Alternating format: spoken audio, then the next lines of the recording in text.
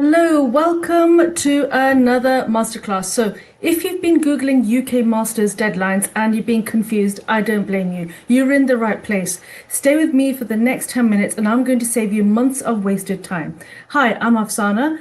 I'm this lead student consultant for UK Bright Education. What we do as a company is that we actually help you, international students to get a UK university admission. Okay, so I work with universities directly, so I'm going to give you insider knowledge, not Google answers. I'm not here because otherwise you could just go to Google Direct. Okay, so basically the first point which I'd like to bring up to you, okay, just so that you know, the September isn't the only option. Okay, when I do student consultations, we do actually have intakes before September and after. So the main point is this: most students only know about September. That's exactly why they miss out. So very quick tip, some programs start in September, like I said, so it's best to apply even earlier, or you wait. If you don't want to come for September this year, you can wait for the following year. It's a bit too early for next September. But basically, UK Bright Education, we do have agreements with certain UK universities where they have an intake before September.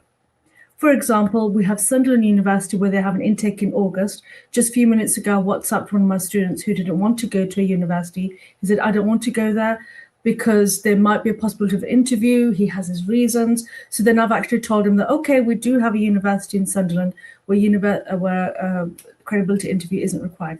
By the way, FYI, I will keep giving you stories so that for every point I'll say, I'm a teacher, by the way, so I like to give stories. So for every point I'll say, if there's a relevant story, I will share that with you. Okay, so for example, that's Sunderland in August. We have BBP University, who we are a direct partner with Oxford International Education Group, where they have an intake every single month up to September. Okay, so that's before September. Now, you might say, hang on, Ma, I don't want to come before September. I don't want to come in September at all. What about October? What about November? Yes, there are intakes after September. So basically, in a nutshell, I'd like to say that there are multiple intakes depending on the course, depending on, let me just mute the WhatsApp, depending on the university. Okay, so what you need to do is this. I've got a QR code in the corner. All you need to do, my friends, is to actually, with your phone, if you're watching on the television or on your laptop, take a screenshot or with your QR code. That is for data collection. So upload your documents. We like to work with students who are offer ready. If you haven't got your documents, upload what you have.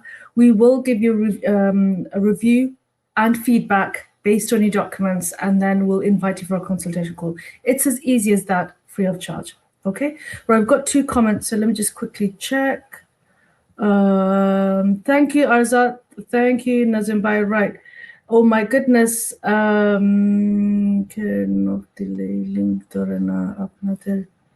Oh, okay. Right, Nazim, but I need to talk to you after this because this is quite important. It's about links and not getting access, so I'll come back to you. Brilliant. Okay, so thank you so much. Right, so the next point is, so that's all I wanted to say, that September isn't really the main intake. We do have other intakes depending on when you want to come. Now, the timeline, I think that's quite important. Students actually get, they actually want to know how long it takes, okay? For example, I had a student who thought she could apply in August and to start in September, but it doesn't work like that. Okay, so I had a student, she thought she could apply in August, so she can come in September. It doesn't work like that. So the timeline is this, my friends. First of all, we need to help you to apply. Then you get the offer letter. Offer letter process time varies depending on the university. Some universities take days, some take minutes or within a day, some takes weeks or longer than that. Between the offer stage and the CAS stage, there's a big gap where you may need to have a credibility interview. It depends on the university. Deposit they need to pay. There could be a credibility interview involved, so that takes time as well. Deposit paid, proof of funds have to be shown. Depending on the country, you might need to have a TB test done, which is valid for 6 months. If you want links for that, let me know. I'm happy to share that with you. It's country dependent. And then you apply for your visa. and then you actually travel. Can you see? So there is quite a long timeline. So from applying to actually traveling to study in the UK, there are lots of steps, and it is important that you need to know that. Again, if you want me to explain that to you, just book a call. We're happy to help you, and we'll take it from there. Okay, so on average, it takes from 8 to 12 weeks minimum from application to visa, minimum. Okay, it could be quick. I'll tell another story. I have a student, he said, my proof of funds is actually absolutely super ready. I'm happy to pay the deposit. When's your next intake? So it depends on circumstance. If you're financially ready and your money's already in the bank, then that's a different case. That's a bit more quicker. Visa processing times, that is also country dependent. So for example, some countries, let's say Nigeria, where the visa processing time is actually a bit longer than expected. In other countries, it depends on the country, it's normal standard time. So it take around minimum 3 to 8 weeks. So basically what I'm trying to say is that if you're targeting September 2026, your window is now.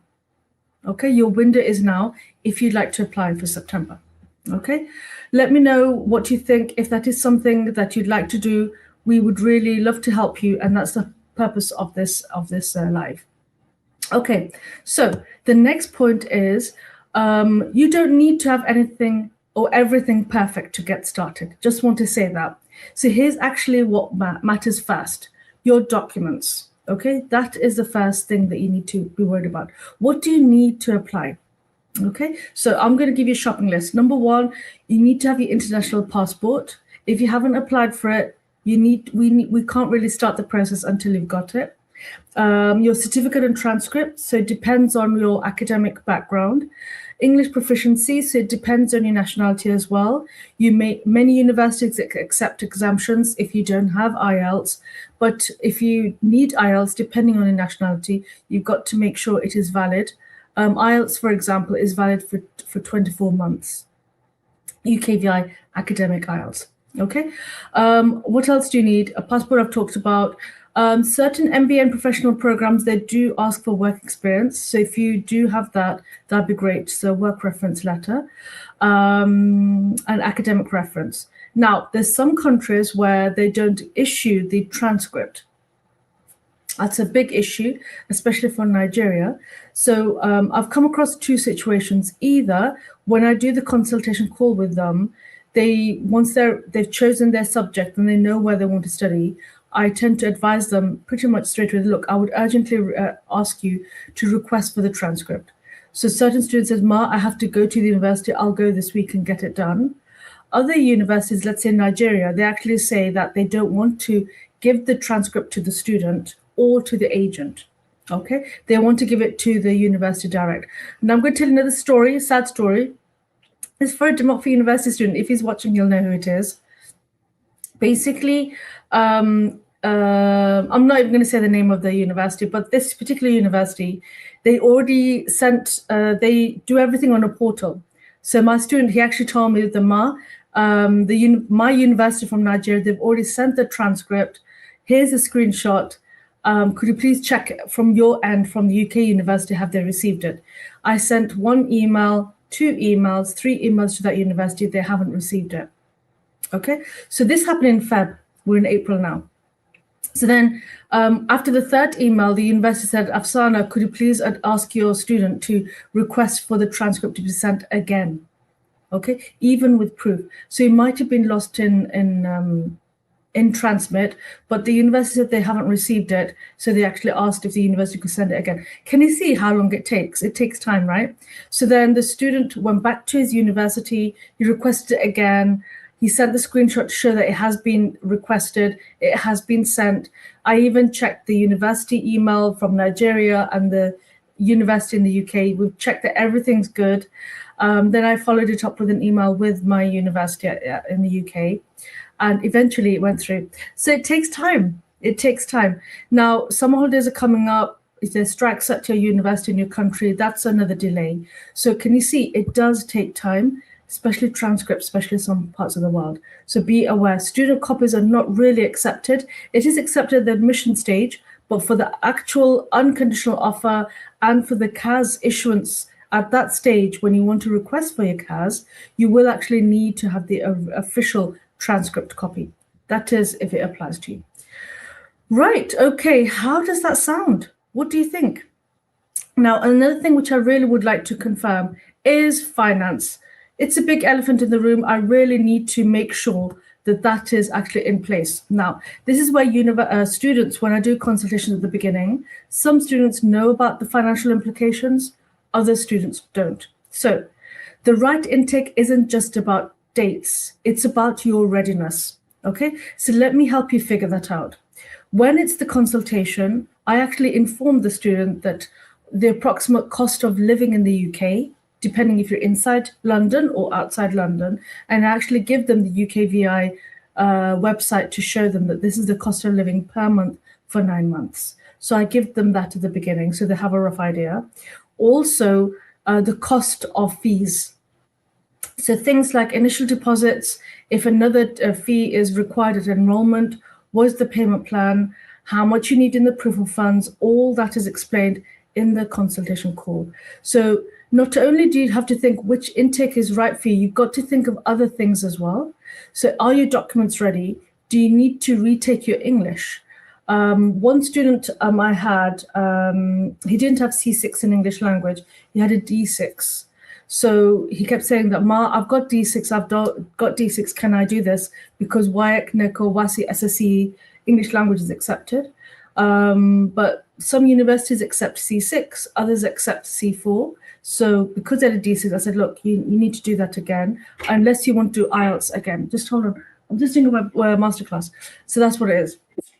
Also, is your funding confirmed? Very important question.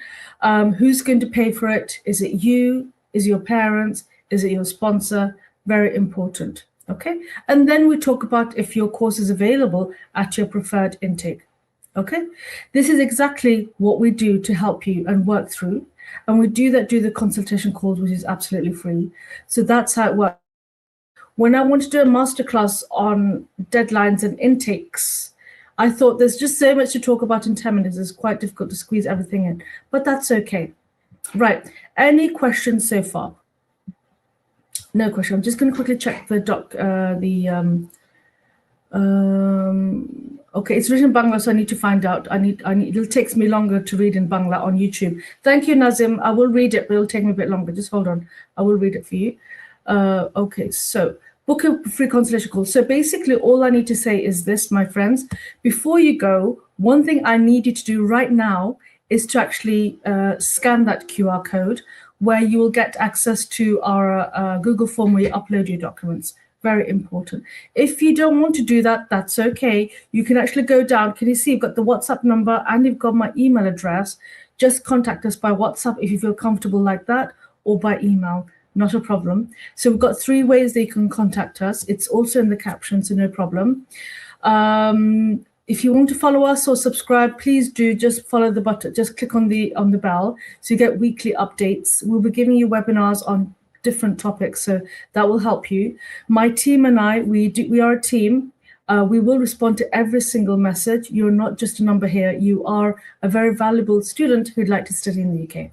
Right. I hope that was helpful. Until next time, my friends, look after yourself. Take care. Allah Hafiz. Assalamu alaikum. Bye-bye.